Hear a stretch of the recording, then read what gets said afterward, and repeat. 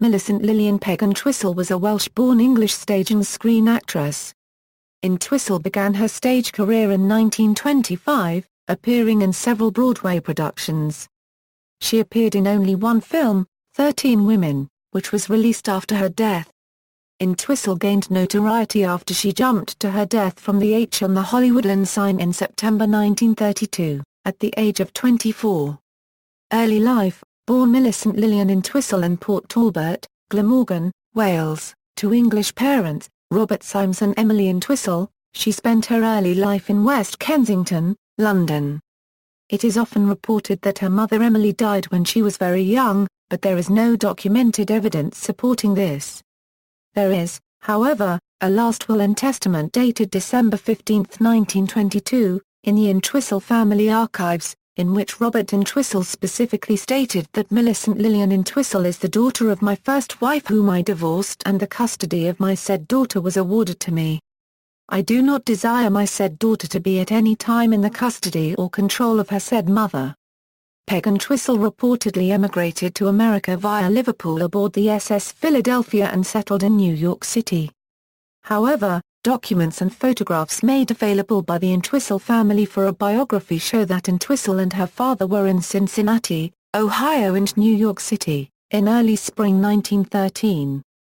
This information is also backed up in the Internet Broadway database, and the New York Times, where Robert S. Entwistle is listed in the cast of several plays in 1913.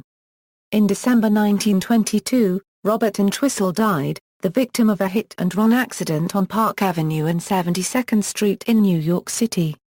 Peg and her two younger half-brothers were taken in by their uncle, who had come with them to New York and was the manager of Broadway actor Walter Hampton. Broadway: by 1925, Entwistle was living in Boston as a student of Henry Jewett's repertory and was one of the Henry Jewett players, who were gaining national attention. Walter Hampton gave Entwistle an uncredited walk-on part in his Broadway production of Hamlet which starred Ethel Barrymore. She carried the King's train and brought in the poison cup. Entwistle later played the role of Hedwig in Henrik Ibsen's The Wild Duck. After seeing the play, Bette Davis told her mother, "I want to be exactly like Peg Entwistle."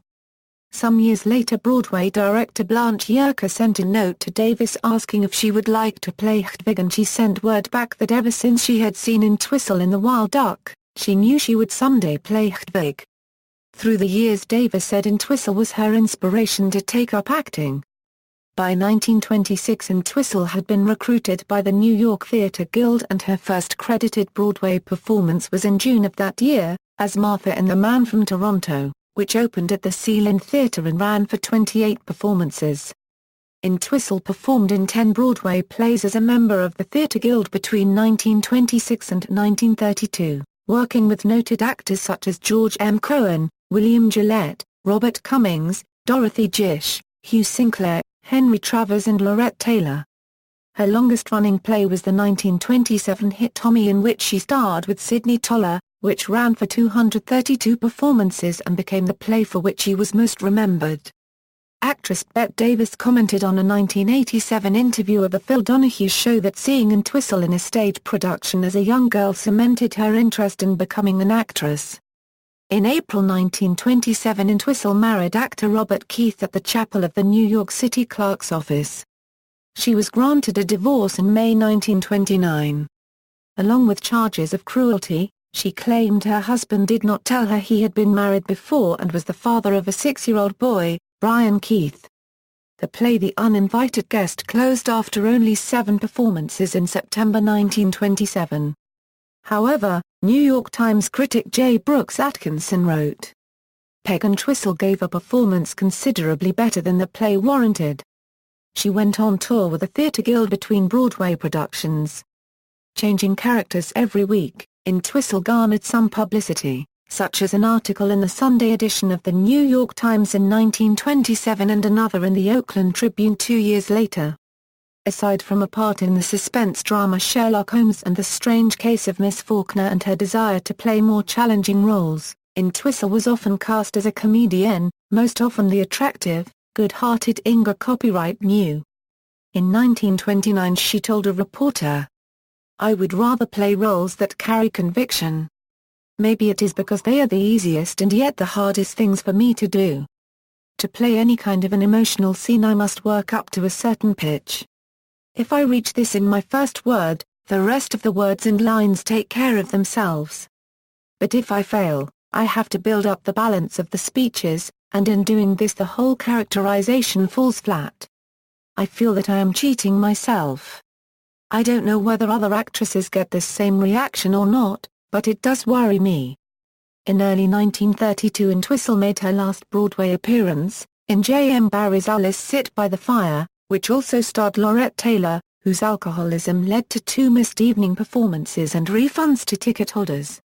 The show was cancelled and in the aftermath Entwistle and the other players were given only a week's salary, rather than a percentage of the box office gross which had been agreed upon before the show opened.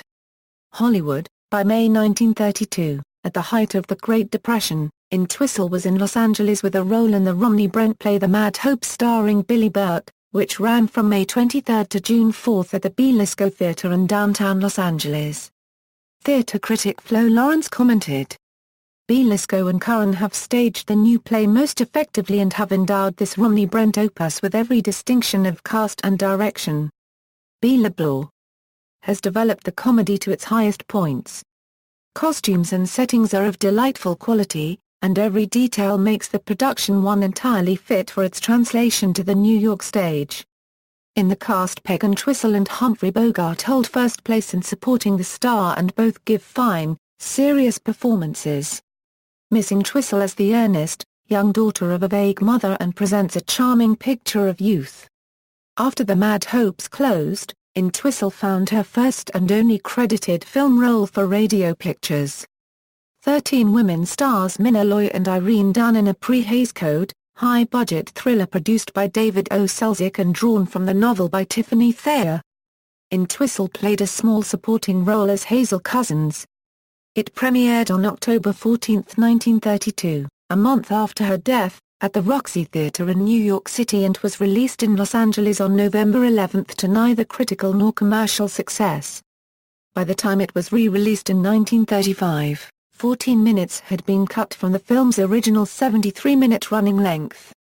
In 2008 Variety magazine cited 13 Women as one of the earliest female ensemble films.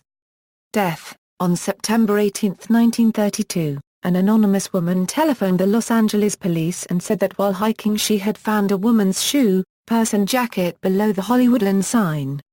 The woman said she looked in the purse and found a suicide note. She then said she looked down the mountain and saw a body. According to a police transcript of the call, the woman said she wrapped a jacket, shoes and purse in a bundle and laid them on the steps of the Hollywood police station. The anonymous woman refused to identify herself. A detective and 2 radio car officers found the body of a moderately well-dressed, blonde-haired, blue-eyed woman in a ravine below the sign. Entwistle remained unidentified until her uncle connected her 2-day absence with the description and initials PE on a suicide note which had been found in the purse and published by the newspapers. He said that on Friday 16 September she had told him she was going for a walk to a drugstore and see some friends. The police surmised that instead she made her way to the nearby southern slope of Mount Lead to the foot of the Hollywoodland sign, climbed a workman's ladder to the top of the H, and jumped. The cause of death was listed by the coroner as multiple fractures of the pelvis. The suicide note as published read, "I'm afraid, I am a coward. I am sorry for everything. If I had done this a long time ago, it would have saved a lot of pain." P.E. Entwistle's death brought wide and often sensationalized publicity. Her funeral was held at the W.M. Struthers Mortuary in Hollywood on September 20. Her body was cremated and the ashes were later sent to Glendale, Ohio, for burial next to her father in Oak Hill Cemetery, where they were interred on January 5, 1933. In 2014, roughly 100 people marked the anniversary of Entwistle's death by gathering in the parking lot of Beechwood Markets in Hollywood to watch 13 Women on an outdoor screen. Proceeds from a raffle and from food and beverages sold at the screening were donated to the American Foundation for Suicide Prevention in Entwistle's name.